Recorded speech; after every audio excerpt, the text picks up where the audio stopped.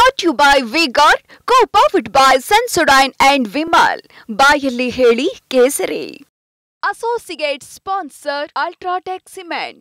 ನಾವು ಪ್ರತಿನಿಧಿ ಶಿವಪ್ರಸಾದ್ ಸದ್ಯ ರೇವಣ್ಣ ಅವರ ಫಾಲೋ ಅಪ್ ನಲ್ಲೇ ಇರುವಂತಹ ಸಂದರ್ಭ ಇದು ನಮ್ಮ ಜೊತೆಗೆ ಜಾಯಿನ್ ಆಗ್ತಾ ಇದ್ದಾರೆ. ಶಿವು, ಯಾವ ಕಡೆ ಹೋಗ್ತಾ ಇದ್ದಾರೆ ರೇವಣ್ಣ ಅವರು? ಬಹುಶಃ ನಾವು ಕ್ಯಾಮರಾದಲ್ಲೂ ಕೂಡ ಸರಿಯಾಗಿರುವಂತ ಕೆಲ ದೃಶ್ಯವನ್ನು ನೋಡಿದ್ವಿ.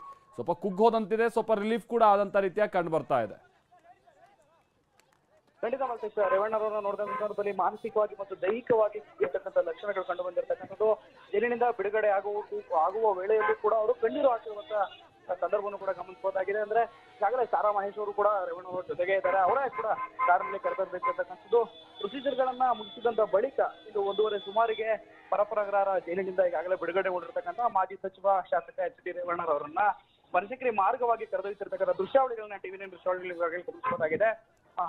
ಕಳೆದ ಅರ್ಧ ಗಂಟೆಗಳಿಂದಲೂ ಕೂಡ ಅವರು ಪ್ರಯಾಣದಲ್ಲಿದ್ದಾರೆ. ಪ್ರಯಾಣದಲ್ಲೂ ಕೂಡ ನೀವು ಈಗಾಗಲೇ ಗಮನಿಸಬಹುದು, ಟಿವಿ9 ದೃಶ್ಯಾವಳಿಗಳಲ್ಲಿ ಸ್ಪಷ್ಟವಾಗಿ ಗಮನಿಸಬಹುದಾಗಿದೆ. ಸಾಕಷ್ಟು ದಣಿವಾಗಿರ್ತಕ್ಕಂಥ ಎಚ್.ಡಿ. ರೇವಣ್ಣರವರು ಕೆಲ ಹೊತ್ತಿನ ಬಳಿಕ ಇಷ್ಟೇ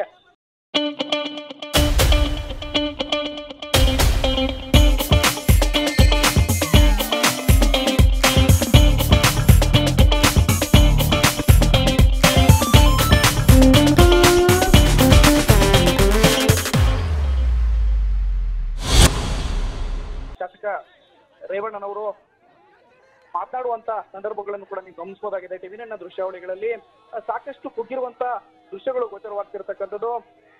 ಸಾಕಷ್ಟು ದಣಿದಿರುವಂತ ದೃಶ್ಯ ನೀವು ಅವರ ಮುಖವನ್ನ ಗಮನಿಸಿದ್ರೆ ನೋಡ್ಬೋದಾಗಿದೆ. ಈಗಾಗಲೇ ಅವರನ್ನ ಕರೆದುಕೊಂಡು ಹೋಗ್ತಿದ್ದಾರೆ.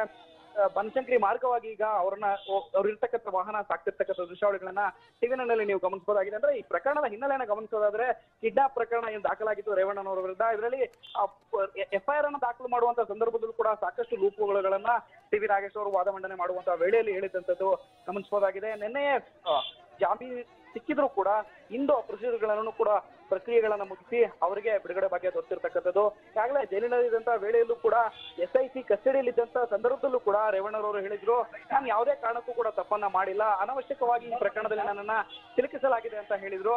ದೇವೇಗೌಡರ ಮನೆಗೆ ಅಂದ್ರೆ ಪದ್ಮನಾಭನಗರದಲ್ಲಿ ಇರ್ತಕ್ಕಂಥ ದೇವೇಗೌಡರ ಮನೆಗೆ ರೇವಣ್ಣರವರು ತೆರಳುವಂತ ಸಾಧ್ಯತೆಗಳು ಕೂಡ ಇರ್ತಕ್ಕಂಥದ್ದು. ಅದೇ ಮಾರ್ಗವಾಗಿ ತೆರಳುತ್ತಿದ್ದಾರೆ ಮಲ್ತೇಶ್. ರೇವಣ್ಣರವರು ದೇವೇಗೌಡರ ಮನೆಗೆ ತೆರಳಿ ಅಲ್ಲಿ ದೇವೇಗೌಡರ ಆಶೀರ್ವಾದವನ್ನ ಪಡೆದುಕೊಳ್ಳುವಂತ ಸಾಧ್ಯತೆಗಳು ಇರ್ತಕ್ಕಂಥದ್ದು. ಎಲ್ಲದಕ್ಕೂ ಮೊದಲು ದೇವೇಗೌಡರ ಆಶೀರ್ವಾದವನ್ನ ಪಡೆದುಕೊಳ್ತಾರೆ. ತದನಂತರದಲ್ಲಿ ಅಲ್ಲಿ ಕೆಲ ಹೊತ್ತು ಮಾತುಕತೆಯನ್ನು ಕೂಡ ನಡೆಸಲಿದ್ದಾರೆ ಅಂತೇಳಿ ಮಾಹಿತಿ ಲಭ್ಯ ಆಗ್ತಿರ್ತಕ್ಕಂಥದ್ದು ಮಾಲ್ತೇಶ್.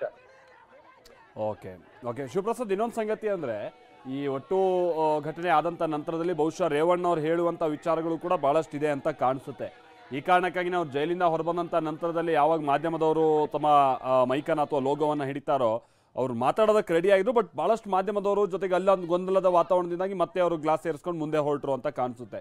ಬಹುಶಃ ಒಟ್ಟು ಆದಂಥ ಘಟನೆ ಆಗಿರುವಂಥ ಸಂಗತಿಗಳು, ಅವ್ರಿಗೆ ಗೊತ್ತಿರುವಂಥ ವಿಚಾರಗಳು, ಇದ್ರ ಬಗ್ಗೆ ಎಲ್ಲ ನಾವು ರೇವಣ್ಣ ಅವರಿಂದ ಸ್ಟೇಟ್ಮೆಂಟ್ ನಿರೀಕ್ಷೆ ಮಾಡ್ಬೋದು ಅಂತ ಕಾಣಿಸುತ್ತೆ.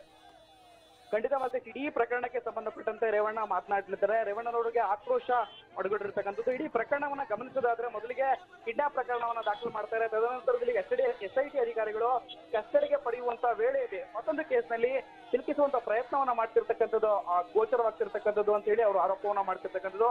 ಅವರ ಕಾರ್ಯಕರ್ತರು ಕೂಡ ಇದೇ ಒಂದು ಆಂಗಲ್ ನಲ್ಲಿ ಟಿವಿ9 ಬಳಿ ಮಾತನಾಡಿದ ಸಂದರ್ಭದಲ್ಲಿ ಹೇಳಿರ್ತಕ್ಕಂಥದ್ದು. ಹೊಳೆನರಸೀಪುರದಿಂದ ಆಗಮಿಸಿರುವ ಬಹುಸಂಖ್ಯಾತ ಕಾರ್ಯಕರ್ತರು ಕೂಡ ಇದೇ ಮಾತನ್ನ ಹೇಳಿರ್ತಕ್ಕಂಥದ್ದು. ಅನಾವಶ್ಯಕವಾಗಿ ರೇವಣ್ಣರವರನ್ನ ಈ ಪ್ರಕರಣದಲ್ಲಿ ಸಿಲುಕಿಸಿದ್ದಾರೆ ಅಂತ ಹೇಳಿ ಗಂಭೀರ ಆರೋಪವನ್ನ ಮಾಡ್ತಿದ್ದಾರೆ.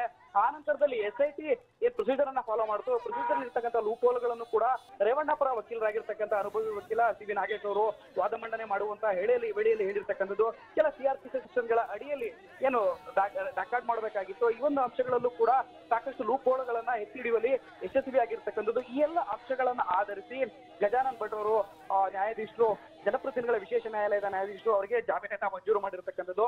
ಒಟ್ಟಾರೆ ಇಡೀ ಪ್ರಕರಣವನ್ನ ಗಮನಿಸೋದಾದ್ರೆ ಪ್ರಮುಖವಾಗಿ SIT ಅಧಿಕಾರಿಗಳು ಏನ್ ಫಾಲೋ ಅಪ್ ಮಾಡಿದ್ರು, ಇಡೀ ಪ್ರಕರಣಕ್ಕೆ ಸಂಬಂಧಪಟ್ಟಂತೆ 164 ಹೇಳಿಕೆಯನ್ನು ಏನ್ ದಾಖಲು ಮಾಡ್ಕೊಳ್ತಿದ್ರು, ಇದಕ್ಕೆ ಸಂಬಂಧಪಟ್ಟಂತೆ ಒಂದಷ್ಟು ಸಾಕ್ಷ್ಯಾಧಾರಗಳನ್ನ, ಅಂದ್ರೆ ರೇವಣ್ಣನವರೇ ಕಿಡ್ನಾಪ್ ಅನ್ನ ಮಾಡಿದ್ರು ಅನ್ನೋ ನಿಟ್ಟಿನಲ್ಲಿ ಸಾಕ್ಷ್ಯಾಧಾರಗಳನ್ನ ಕೋರ್ಟ್ ನ ಮುಂದಿಡುವಲ್ಲಿ ವಿಫಲವಾಗಿ ಶಿವ ಮಾತನಾಡ್ತೀನಿ ನಾನು ನಿಮ್ ಜೊತೆಗೆ. Brought to you by V-Guard, co-powered by Sensodyne and Vimal. ಬಾಯಲ್ಲಿ ಹೇಳಿ ಕೇಸರಿ. Associate sponsor Ultratech Cement.